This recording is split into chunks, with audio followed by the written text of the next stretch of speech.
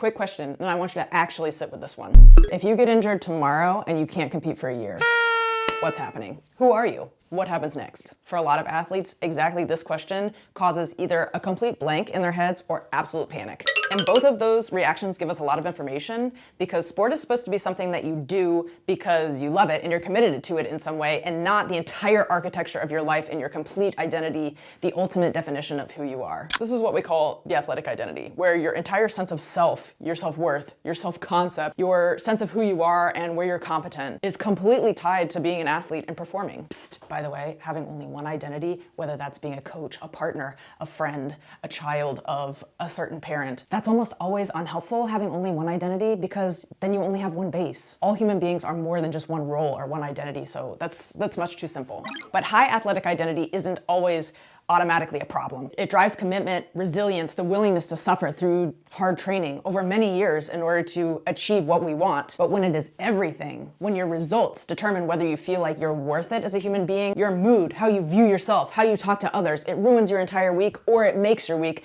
based on your performance on the weekend, that's where it can get dangerous. That's where an athletic identity can have much too much control. And this is where we see performance anxiety go through the roof.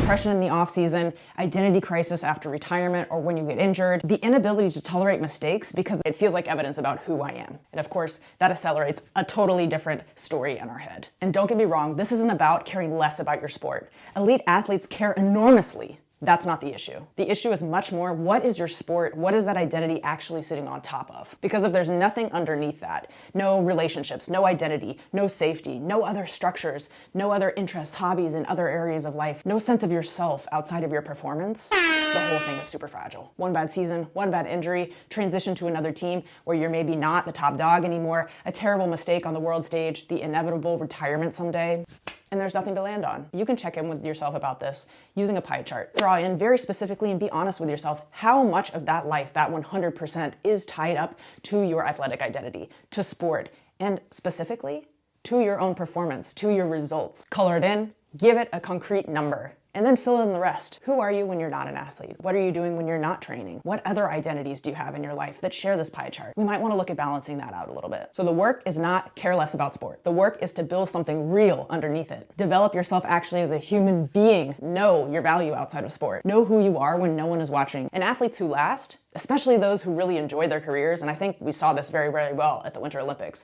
they don't just have sport. They have a life that their sport fits into. Because when the sport ends, you're still human. You're still worthy of being happy and healthy and belonging, even when you're not performing anymore.